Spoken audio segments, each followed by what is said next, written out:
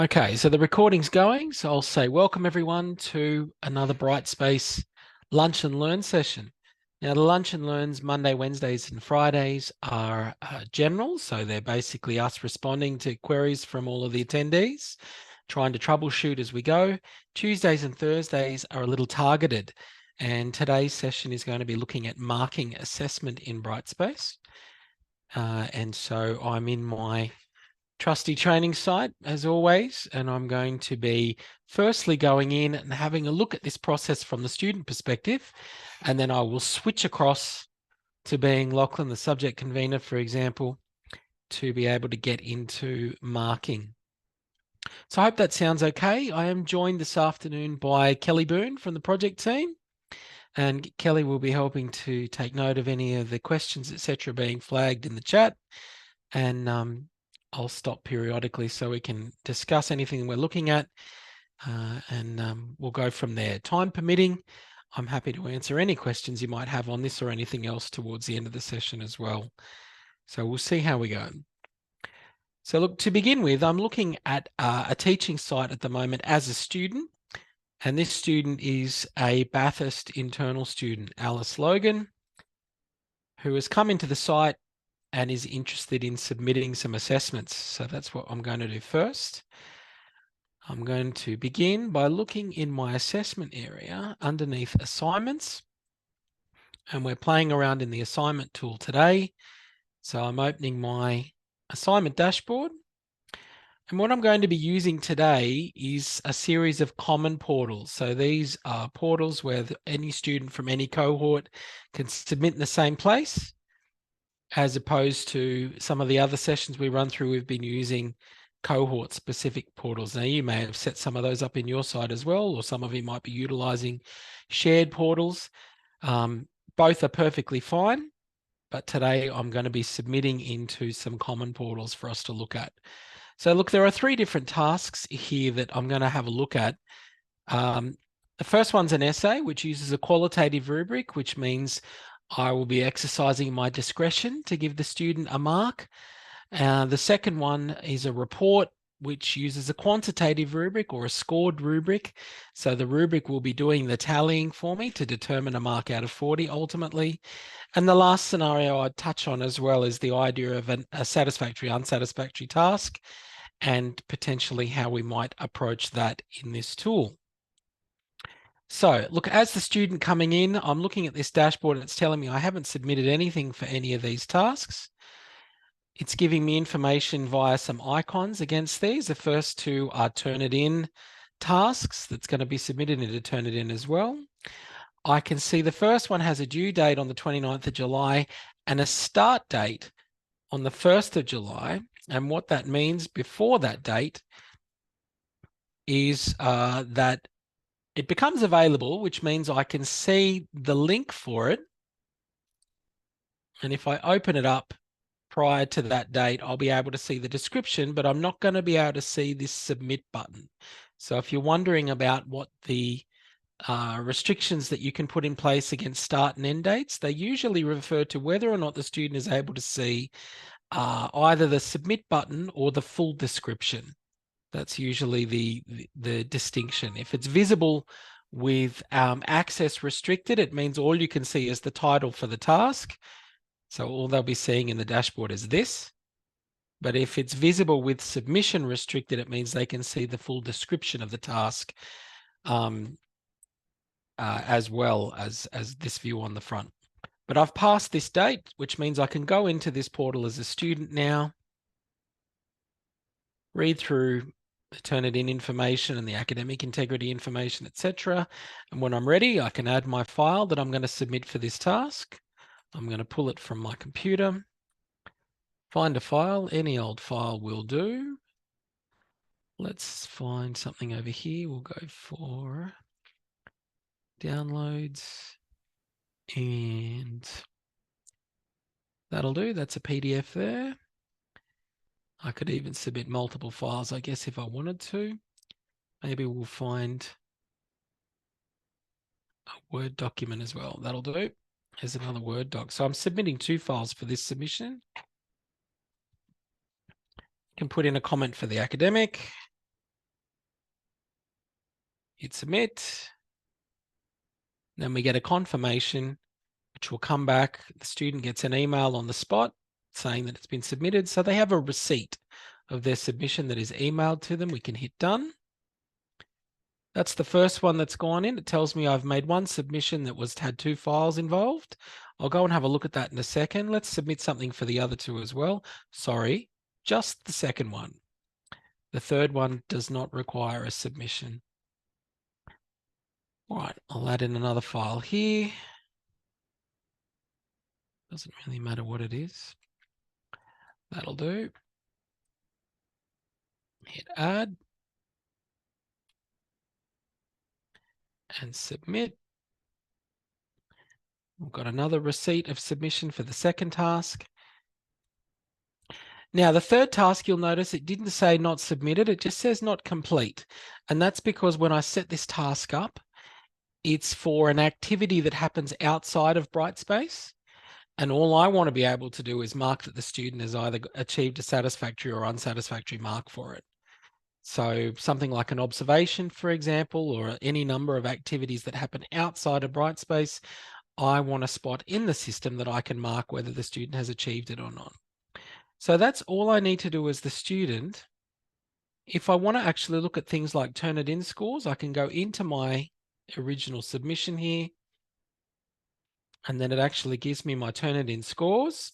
Not amazing, but I may have submitted this before once or twice. And then clicking on this will open up the Turnitin similarity report in another tab. Yep, this student hasn't done it before, so I'll just hit agree.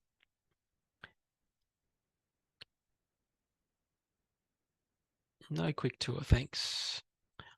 All right, and I can open up my similarity checking tools on the right-hand side. Server error, that's a good sign. Anyway, this is just to show you that you can open up the similarity report as both a student and an academic from the assignment dashboard. You'll see it sitting here. All right, let's jump out of being a student at that point.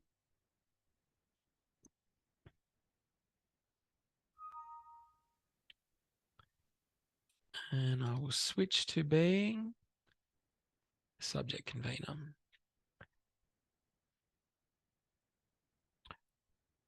All right, now if I go into my assignment dashboard, what I'm going to see against each of those 3 tasks, sorry, the first 2, is I have a new submission there. Clicking on that link will take me directly into Alice's submission.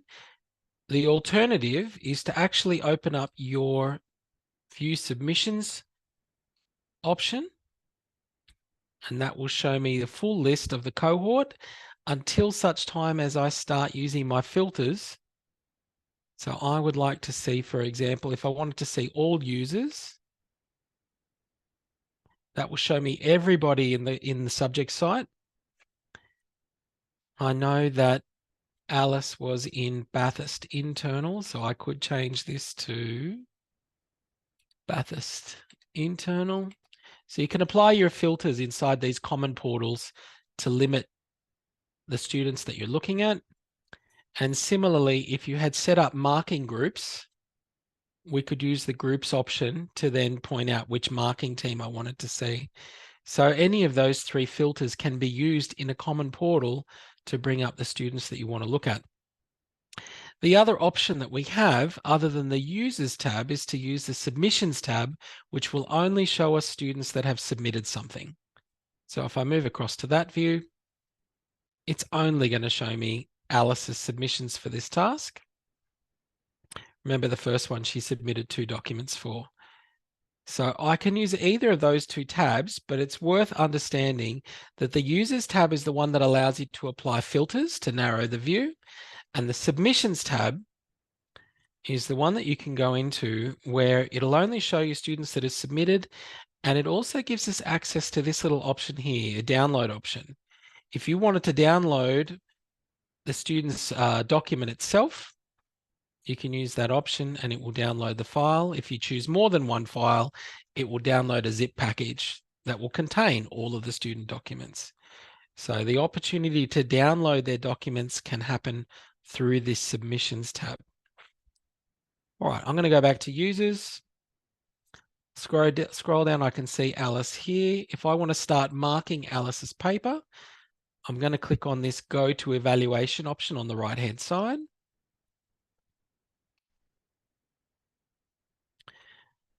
And this opens up the Brightspace marking interface, where we effectively have two halves. We can use these handlebars to make either half as big or as small as we like. The left-hand side handles the preview of the student's documents. So if it is an annotatable file, so Word, PowerPoint, PDF, Excel, we will be able to open it on the left-hand side here, and it will give us a preview of the student's document.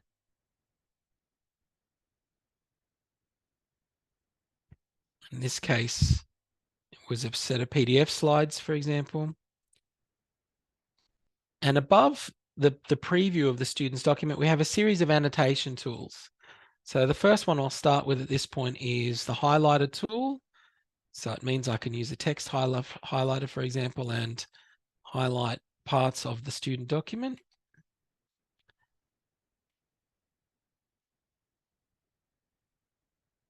You can work through.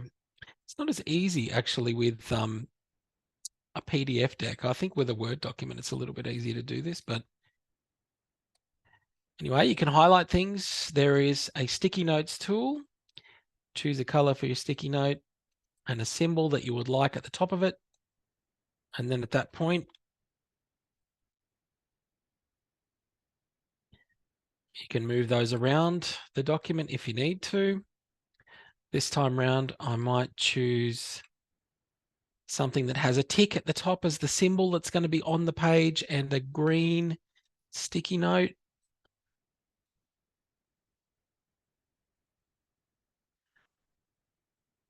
So again, you can have those around. So the students will get this back once it's published, where they can look at all of the inline annotations and commentary. You can add in as many of those as you like throughout the document. Then we have an inline text tool, which means that you can just start typing anywhere in the document.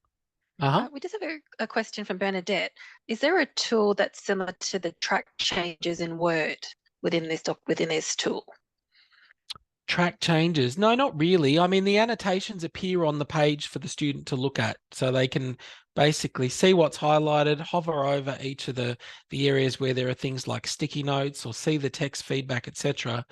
But if you want to utilize track changes, I'd suggest you probably want to download it and use track changes in Word, and then I'll show you how to reattach that as part of your feedback to the student.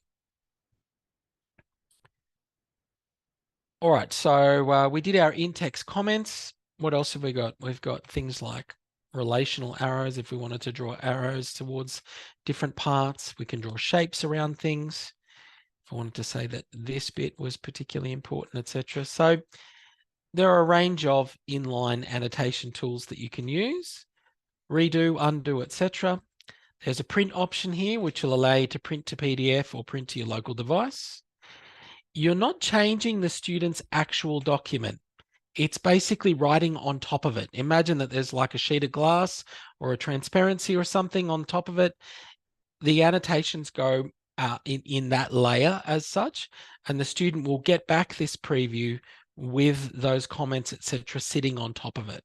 So they can view those annotations, etc., in Brightspace when they get it. Once I actually publish this, I'll give you a look at what it looks like to the student. That might help understand what this looks like. All right, so we can print them.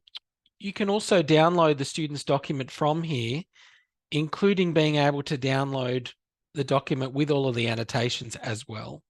So you can get that version yourself. Those are the preview tools on the left. If I open up the other half of the document, we've now got a rubric that's attached. This is a qualitative rubric for the first task, which means if I open this up, I've got a number of different criterion areas and descriptors. So if I was going criterion 1, distinction, credit, pass, HD, etc. But you'll notice that it has no bearing on the actual score for the task because it's a qualitative rubric, which means at some point I've got to type in a grade for the task, and it can be with as many decimal places as you like or as few. That would go into the overall grade. But the rubric itself also allows us to provide criterion level feedback as well.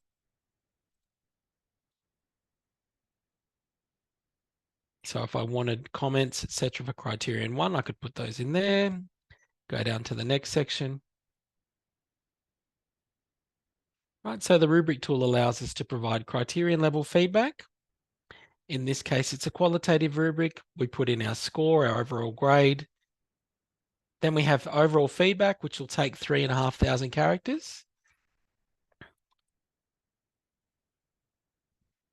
And this utilizes the Brightspace editor, which means that we can do things like use the quick link tool if we want to link students back to any other part of the subject site as part of our feedback. So if you wanted to redirect students back to a particular section of the content, saying you really need to look at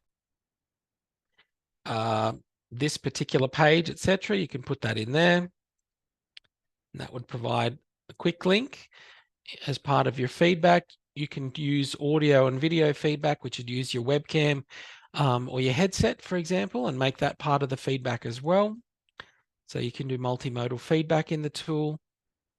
The insert stuff button is here. If you haven't seen that yet in Brightspace, it means it will allow you to put external content into the object. So Panopto videos, files from your computer, YouTube links, for example, hyperlinks. You can do quite a lot with the insert stuff button if you want that to be part of your overall feedback, or if it's just text, you can do that as well. But down here to the left, we have a file upload option. What that means is it's going to add attachments to the feedback to the student. So if you had happened to download the student document, if it's a Word doc, for example, do your track changes, add in your commentary, do your marking offline, so to speak, you can then attach that to the document as feedback to the student. So if there's a Word document here that I've added back, and it's now going to go back to the student as part of their feedback. So we've changed the rubric, we've put in a grade, overall feedback. In this case, I've added attachments. I'm now finished with the marking at this point in time, but I need to draw your attention to these two buttons down in the corner. We've got publish and save draft. Now at the moment that we hit the publish button, it will go into the gradebook and the student will receive an email saying that your assignment has been marked and the feedback's available along with your grade. So what you need to keep in mind is that most of your markers will be utilizing save draft. That's what you want them to be doing. You hit save draft and the marking is now done. And then we have the opportunity to release everything that has been draft marked when we are ready to do so. So there is a publish all feature. I'm going to show you in a moment. But if you're hitting publish by accident, for example, it will immediately go to the student and they'll receive that notification email. So you need to be very careful around the use of the publish button as such in the marking. There is a way to limit the visibility of the publish button so that it's only available to certain people, like a convener. But yes, if you publish by accident, you'll have the option to be able to retract that. Why don't I do that now? If I hit publish, apparently I haven't scored all the rubric criteria. That's okay. Let's publish it anyway.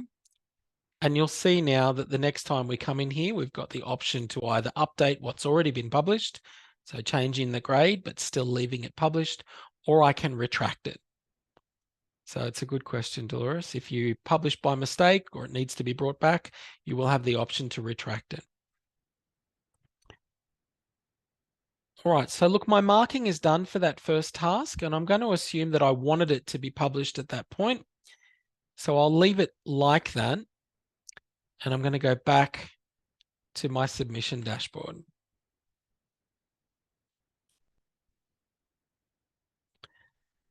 Now, at this point, this is all very big. what we can see against that student's name is that the feedback has been published. We have a timestamp against that as well. So that's the first task, not only draft marked, but also published. What I'm going to do with the second paper that I'm looking at now that she submitted before, if I go back to my assignment dashboard, the second paper submitted was a report, and it utilizes a quantitative rubric or a scored rubric. This one I'm going to only draft mark and show you the difference there. The other thing to point out as well with this second task is that I've set an end date. What that means is that once we hit the 26th of August, not only is it due on that date, but from that point, the students are not going to be able to submit at all unless they have an extension. I'll get to extensions, but what I'm saying is that when you start setting end dates for things, it's going to impact whether or not students have the ability to submit anymore. If there's no end date, they can just keep submitting and it'll show them as late submissions. All right, this one I'm going to get to by hitting my new submissions link that I have here. And that will immediately take me into Alice's submission for the second assignment. Preview on the left, which I could open up by clicking here. I'm not going to do any annotations on this one because I want to focus on the rubric. So let's drag this out. This time round, we have a quantitative rubric. If I open that up, this rubric is in fact scored out of 100. Each of the criterion has a different value, but the task itself, if I scroll to the bottom, you may have seen before is actually worth 40. The Brightspace rubric tool will convert whatever you mark the rubric out of to the task weighting. So if you're scoring out of 100, it will automatically convert that score to your task weighting. If you're using a rubric where those values are the same, no problem, it'll just stay the same. But if the rubric's a different value, you won't have to worry about converting the score yourself. So in this case, we've been looking at the rubric in this sort of condensed view. There's a pop-out button at the top right. If I hit that, it will open the rubric in full screen for you if you're more comfortable with that. This is quite large. So here are my individual criterion. I can also see that there are points associated with each of these. These are the starting point. When I select either any of these, it's allocated 16.8, but I have the ability to modify that and grade within a range. So when I created this quantitative rubric, I set these values at the top of this band. So 84% out of 20 is 16.8 in this case. That's the top of the band. If I'm thinking that it's actually more like a bit of a low distinction, I'm probably going to need to wind that value down more closer towards 15 or so. And I can change those in here if I need to. Again, if I was going to say 15.2, whatever the case may be, you can grade within a range. Now, the tool is not smart enough to know that if you've changed these values drastically, that it needs to change which criterion scale it needs to select here. You'll need to do that yourself. So if you change this from 16.8 and then you've modified the value down here to more like 8.8, now we know that that would now sit firmly in the fail area, but Brightspace doesn't change that. So you need to be aware of that. If you are drastically changing that preset value, you may need to be aware that it is drifted into another scales territory. All right, so that one's 16.8. Again, I can put criterion level feedback in if I like. Then I can go down to the next one.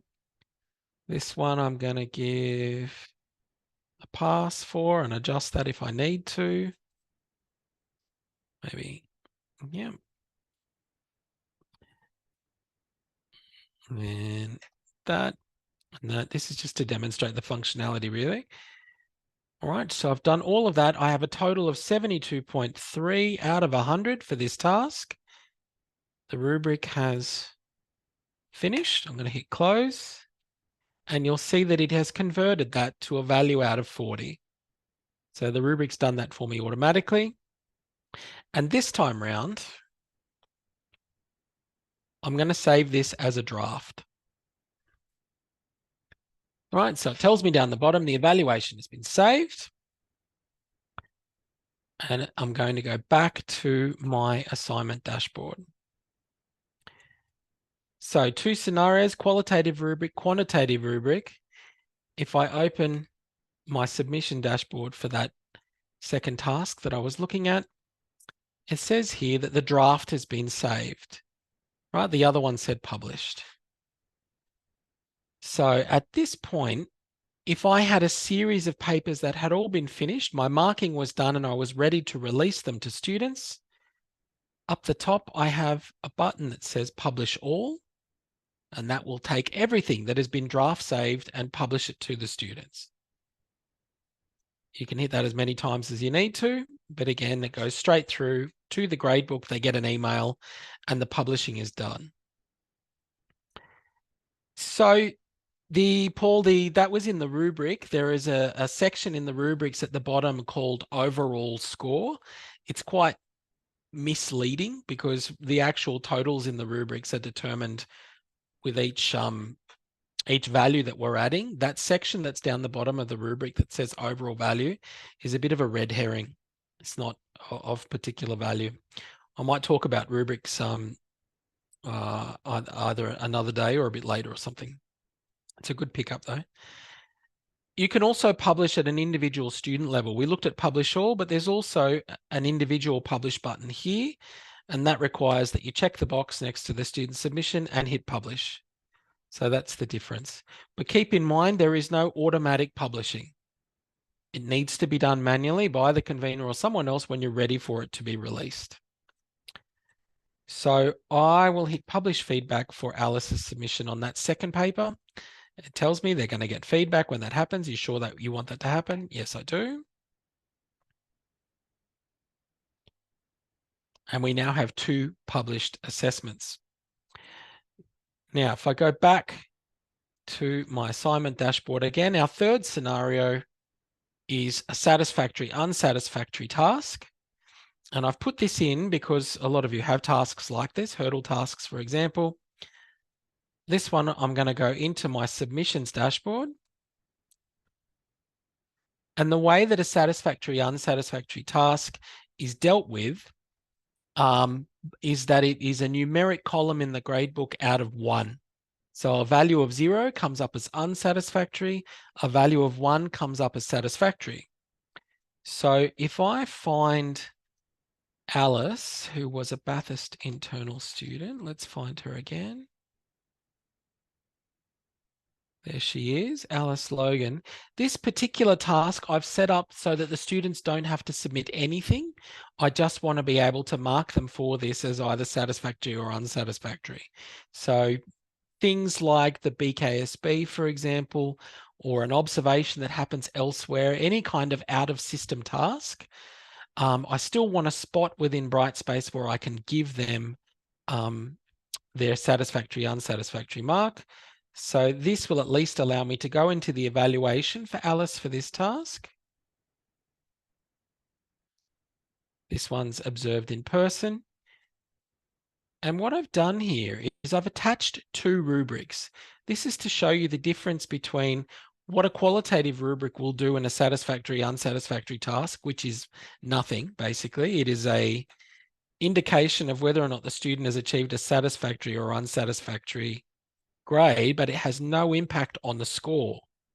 So I'm going to have to manually put in here a 0 or a 1. However, if I used a quantitative rubric, which is what I've done in the second one, single criterion quantitative, I've given a score of 1 to satisfactory. You can see up here it says 1 out of 1, or unsatisfactory would come up as 0 out of 1.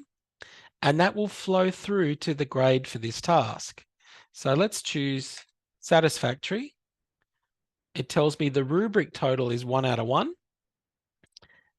And that's flowed through to my overall grade over here, which means it's going in the grade book. So you have a choice. Either you're manually entering in a 0 or a 1, or you use a rubric to do it for you. But either way, we need a score of either 0 or 1 going in. and that will then go into the gradebook to show it to the student as satisfactory or unsatisfactory. So again, I'm going to hit publish. Kel, was there a question I saw? Yes, Paul's just asking, is there a place to show an overall grade in a grade and assignment, or do we need to insert that manually in the overall feedback? Is there a place to show the overall grade? So potential, I mean, the way that they see that in my grades, maybe if we go to the student view with these published grades, that will help answer this question, and then I'll come back to it. So I've got 3 marked tasks now. I'm going to jump out of being Lachlan and go back to being Alice, and we'll have a look at how the student has gotten those marks back. So let's impersonate Alice.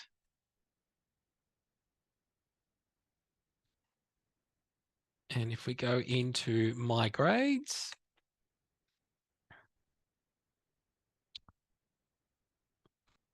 what we can see, these are the ones, the common portals down the bottom here. We had the satisfactory, unsatisfactory task. It shows that the student, in this case, the scheme is showing that she got 1 out of 1, which isn't much help to me. That needs to, the column in the gradebook needs to be changed so that it represents 1 out of 1 as satisfactory, which it does in your sites because the subject outline column will tell them to do that. In mine, I haven't set it up yet, but that will show satisfactory to them here, SY. I've got access to the rubrics that I can open up. And if we have a look at either of those quantitative or qualitative rubric tasks that we marked before, I can open up the rubric or the inline feedback. Actually, this second one has the inline feedback. Let's have a look, because we had a question on that before. So this task, you may recall, I was marking up with highlights and things, arrows, comments. There are the sticky notes, the text, etc. in the document. So the student gets all of that back. They can print it out. They can download it. So that's the inline feedback when it comes back to the student. We might hop out of that view.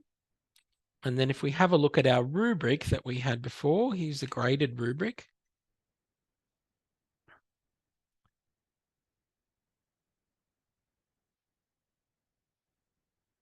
That's looking positive. I'm not seeing any of that currently. Maybe the rubric's left hidden. Let's try the other one. Oh, that's better. All right, so there's the qualitative rubric with the scales achieved. So it's visible in the rubric, and it's visible in terms of the my grades value that the student will get against each of those tasks. But do you mean seeing the grade somewhere within the feedback itself, Paul? Yes, Lachlan, I was wondering, in terms of the overall achievement, a student, gets each criteria graded with their marks here, but you generally want to indicate to them that overall they received a credit, or, what the total mark out of 100 actually means in terms of their final grade for the assignment. So they get that in my grades, but if it was going to be as part of the feedback to the student, you'd need to put it into that overall comments total, like your overall comments section. That's what I'm thinking. Yeah. Yeah, unless potentially you used part of the rubric, like that section of the rubric that we have. If I jump out of being Alice for a second. Let's go into rubrics.